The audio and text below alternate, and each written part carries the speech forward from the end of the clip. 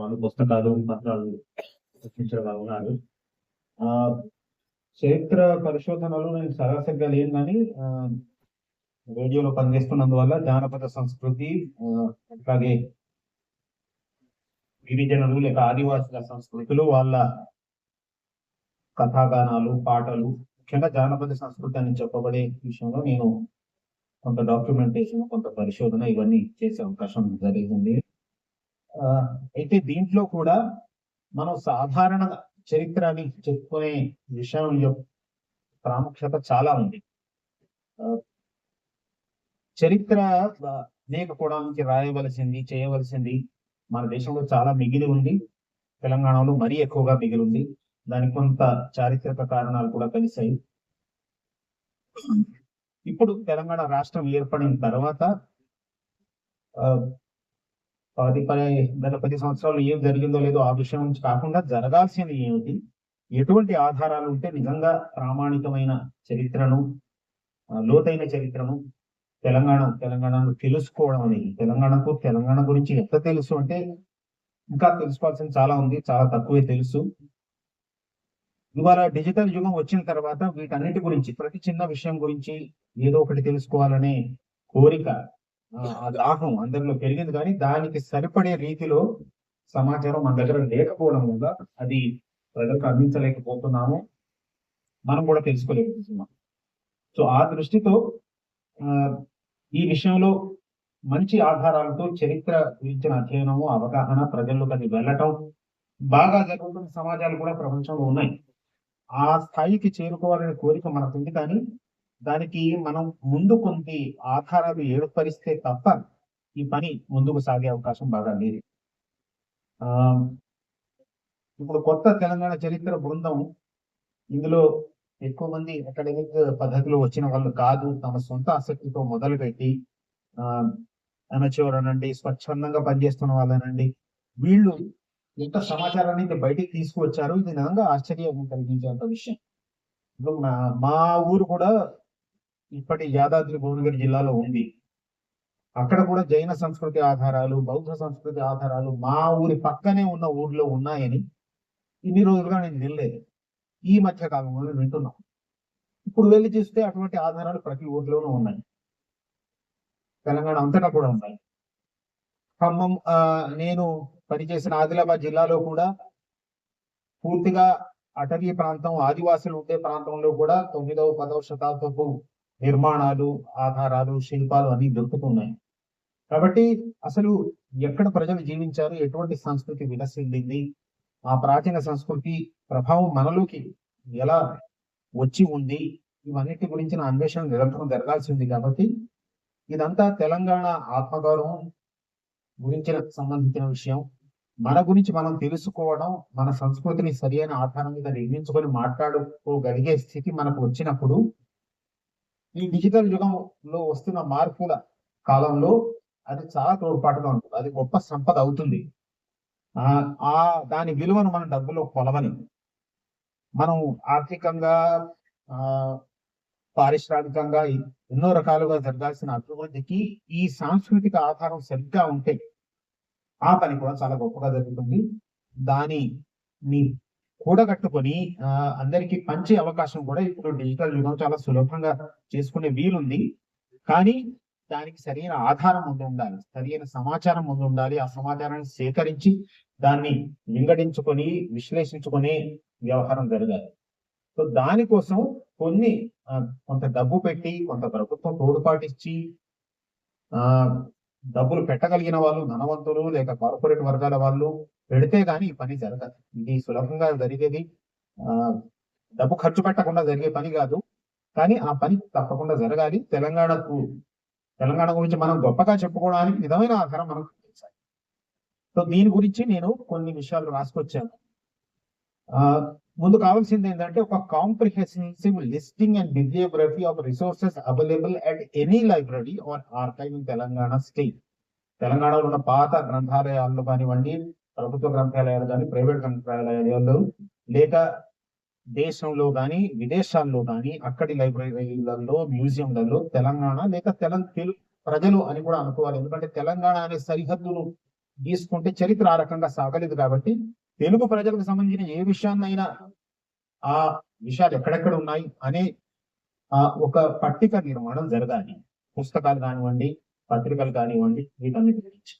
అట్లాగే నిజాం మరియు కుతుబ్ షాహీ ఈ కాలాలు ఏవైతే ఉన్నాయో అప్పటి పత్రాలు, గ్రంథాలు చాలా తెలుగులో లేవు. పర్షియన్ భాషలో ఉన్నాయి, అరబిక్ భాషల్లో ఉన్నాయి. వాటన్నిటినీ తెలుగు, ఆంగ్లంలోకి అనువదించి ఏర్పరిస్తే తప్ప స్వాతంత్రం రాకముందు 300 సంవత్సరాల ఆసంజాహీ పాలనలో ఒక్కొక్క చోట ఏమేమి మార్పులు జరిగాయి, అప్పుడు జరిగిన నిర్మాణాలు ఎటువంటివి, అప్పుడు కట్టిన కట్టడాలు ఎటువంటివి, అప్పుడు నిర్మించిన నీటి పరివాహ సౌకర్యాలు ఎటువంటివి, పాలనా పద్ధతులు ఏ రకంగా జరిగాయి, వీటన్నిటి గురించి మనకున్న పరిజ్ఞానం చాలా తక్కువ. ప్రతి మండలంలో కూడా ఒక మండల సర్వే జరగాలి. అక్కడ ఉండే నిర్మాణాలు, ప్రాచీన నిర్మాణాలు ఏమున్నాయి, కొత్త నిర్మాణాలు ఏమున్నాయి, అందులో అంతరించిపోయినవి ఏమున్నాయి, వీటన్నింటి గురించి డాక్యుమెంటేషన్ జరగాలి. అట్లాగే ఇప్పుడు ఉన్న నిర్మాణాలు, పాత వస్తువులు, ఇవన్నీ కూడా శరవేగంగా జరుగుతున్న ఈ అభివృద్ధి, రియల్ ఎస్టేట్ వ్యాపారం అనండి, ఇంకోటనండి, వీటి వల్ల ఎన్నో వాటిని మనం కోల్పోయాం. కాబట్టి వాటి గురించిన సమాచారం అనేది కనీసం అది పోయేవి పోతూ ఉండగా అవి ఉన్నాయి, పోయినవి ఏమిటి, ఉన్నవి ఏమిటి, వాటి గురించిన సమాచారాన్ని డాక్యుమెంటేషన్ అనేది శరవేగంగా జరగాల్సిన అవసరం. ప్రతి జిల్లాలో కూడా అక్కడి అడ్మినిస్ట్రేటివ్, పొలిటికల్, ఎకనామిక్, కల్చరల్ ఈ డేటా ఏదైతే ఉందో ఇది ఏ జిల్లాకు ఆ జిల్లాలో సేకరించాల్సిన అవసరం. తెలంగాణకి సంబంధించిన విజువల్ మెటీరియల్ అంటే ఫోటోలు కానివ్వండి, చిత్రాలు కానివ్వండి, రాజా దీన్ దయాల్ గారు తీసిన ఉన్నాయి. హైమండార్ఫ్ అనే ఆంథ్రోపాలజిస్ట్ ఎవరైతే ఉన్నారో ఆయన ఆదివాసీల గురించి కాకుండా ఒక 60-70 ఏళ్ల క్రితం 1940లో తెలంగాణలో జీవితం ఎలా ఉండేది, తెలంగాణలో ల్యాండ్స్కేప్ ఎలా ఉండేది, అవి కూడా ఎన్నో ఫోటోలు ఆయన ఆర్కైవ్ లో పెట్టున్నాయి. మనకందరికీ అవి అందుబాటులో లేకుండా. సో ఇలాంటి పాత మెటీరియల్ అంతా కూడా అవి అంతరించే లోపల కొన్ని చాలా ప్రైవేట్ కలెక్షన్స్ లో కూడా ఉన్నాయి. వాటన్నిటిని సేకరించి ఒక ఫోటో ఆర్కైవ్ ఆఫ్ తెలంగాణ తయారు చేసి మిత్రులు ఇప్పుడు జానపద సంస్కృతి గురించి, వివిధ కులాల సంస్కృతి గురించి పరిశోధన చేస్తున్న వాళ్ళు ఉన్నారు. మన జానపద పురాణాల్లో, మన జానపద పాఠంలో ఎటువంటి ప్రాచీన సాంస్కృతిక, చారిత్రాత్మక అంశాలు ఉన్నాయి. ఉదాహరణకి మల్లన్న కథ ఉందనుకోండి, లేకపోతే వీరప్ప కథ ఉందనుకోండి. అటువంటి వాటిల్లో కూడా నిక్షిప్తమైన చారిత్రక అంశాలు ఏమున్నాయి అనేది ఒక ముఖ్యమైన విషయం. ఆ పురాణాల్లో ఇంకా చాలా వాటిని మనం పూర్తిగా రికార్డు చేయలేదు, పూర్తిగా వాటిని అక్షరీకృతం చేయలేదు, వాటి అధ్యయనం కూడా జరగలేదు. పై రూపాయల గురించి ఎక్కువ అధ్యయనం ఉంది, కానీ ఆ కథా పురాణాలు పెద్ద 20 గంటలు, 10 గంటలు, 40 గంటలు ఉన్న పురాణాలు ఉన్నాయి. వాటిల్లో ప్రజల జీవనం గురించి, చారిత్రకమైన అంశాలు కూడా పూర్తి ఖరాఖండి కాకపోయినా దానికి ఎన్నో ఆధారాలు ఇక్కడ వాటిలో లభిస్తాయి. కాబట్టి ఆ పురాణాలన్నింటినీ రికార్డు చేసి వాటిని విశ్లేషణాత్మకంగా పరిశీలించి నమోదు చేయాల్సిన అవసరం. మంచి మ్యూజియంల అవసరం చాలా ఉంది. 2-3 మంచి మ్యూజియంలు ఉన్నాయి మన దగ్గర. కానీ దేశంలో పేరెన్నికగన్న గొప్ప మ్యూజియంలు ఇవాళ పట్నాలో ప్రభుత్వ మ్యూజియం ని చాలా గొప్పగా గత 5-6 ఏళ్లలో 2,000 కోట్ల ఖర్చు పెట్టి చాలా గొప్పగా నిర్మించారు. దేశంలో అన్నిటికంటే అత్యుత్తమమైన మ్యూజియంగా తయారు. ఆ రకంగా మన మ్యూజియంలు, మన దగ్గర ఉన్న ప్రాచీన సంపద ఏదైతే ఉందో వాటిని మంచి మ్యూజియం నిర్మించి ప్రదర్శనకు పెట్టాల్సిన అవసరం చాలా. జానపద సంస్కృతి గురించి, తర్వాత ఆదివాసీలు, గిరిజన సంస్కృతి మనం చెప్పుకుంటాం. కానీ మధ్యప్రదేశ్ లో కానీ, ఒరిస్సాలో కానీ ఉన్నటువంటి జానపదాల సంస్కృతి మ్యూజియంలు కానీ, గిరిజనుల గురించిన మ్యూజియంలు కానీ మన దగ్గర లేదు. ఆ విషయం మనం చాలా వెనుకబడి ఉన్నాము. అవన్నీ కూడా మనం నిర్మించుకుని పెట్టాల్సిన అవసరం. ఇది కాకుండా ఇప్పుడు ఈ యూనివర్సిటీలో ఎంతమంది జరుగుతున్నదో కానీ ఇప్పుడు ఫ్రీలాన్సర్స్ చేస్తున్న పరిశోధన వల్లే ఇప్పుడు తెలంగాణ చరిత్ర గురించి మనం ఇవాళ ఇంత మాట్లాడుకుని ఒక రోజంతా నడిపే సదస్సు జరుపుకోవాల్సిన తరుణం సిద్ధించింది. వీళ్ళందరికీ కూడా అసలు ప్రామాణికంగా పరిశోధన చేయడం ఏమిటి అని నేర్పించే ఒక ఏర్పాటు జరగాల్సిన అవసరం ఉంది. అందువల్ల ఒక సెంట్రల్ ట్రైనింగ్ ఇన్స్టిట్యూట్ ఉండాలి తెలంగాణలో యూనివర్సిటీల మీద ఆధారపడకుండానే ఎవరికి ఆసక్తి ఉంటే వాళ్ళు ఊర్లో వాళ్ళు ఇవాళ వెళ్ళి చూస్తారు. సెల్ ఫోన్ తో పట్టుకొని ఎంతో కొంత డాక్యుమెంటేషన్ చేస్తారు. ఆ డాక్యుమెంటేషన్ యొక్క విలువ ఏమిటి అనేది మితంగా పరిశోధకుడు లేక అనుభవం ఉన్న వాళ్ళు తెలుసుకోగలుగుతారు. కానీ ఫీల్డ్ లో ఉన్న విషయం రావడం అనేది, నమోదు అవ్వడం అనేది ఇవాళ చాలా సులభమే. కానీ దాన్ని కూడా ఎలాగ నిర్వహించాలి? తమ గ్రామంలో, తమ మండలంలో ఏదైనా ఆసక్తికరమైన విషయం ఉంది. దాన్ని ఎలా నమోదు చేయాలి? ఎలా రికార్డ్ చేయాలి? దానికి పాటించాల్సిన ప్రామాణికమైన పద్ధతులు ఏమిటి? వీటన్నిటి గురించి కూడా ఇన్ఫార్మల్ గానైనా ఒక శిక్షణ ఇచ్చే ఏర్పాటు జరిగితే, ఇప్పుడు కొత్త తెలంగాణ చరిత్ర బృందం చేస్తున్న పనికి ఇంకెంతో మంది కార్యకర్తలు వందలాది సంఖ్యలో ఊరు నుండి చేరుతారు. ఆ పని ప్రామాణికంగా జరిగే అవకాశం. కొన్ని విషయాల గురించి అసలు మనకేమీ తెలియదు. అసలు ఎటువంటి పంటలు పండేవి ఒక ప్రాంతం, మన తిండి ఎలా మారింది ఒక గత 40-50 సంవత్సరాల్లో, మన అలవాట్లు ఏ రకంగా మారాయి, పూర్తిగా బియ్యం తినే స్థితిలోకి ఎప్పుడు వచ్చాము, జొన్నలు మన ప్రాంతంలోకి ఎప్పుడు వచ్చాయి, చిరుధాన్యాలు చిన్నప్పుడు ఎన్ని రకాలు మన ప్రాంతంలో పండేవి, అవి ఎప్పుడు అంతరించాయి, వీటన్నిటి గురించి కూడా మన ఎవరికి పెద్దగా తెలియదు. కాబట్టి వ్యవసాయంలో, ఆహార పద్ధతుల్లో, సాంస్కృతికమైన అలవాట్ల విషయంలో ప్రజల్లో ఎటువంటి మార్పులు జరిగాయని ప్రతి మండలంలో కూడా ఆ పరిశోధన చేసి పాత వాళ్ళని అడిగి తెలుసుకొని నమోదు చేయాల్సిన అవసరం ఉంది.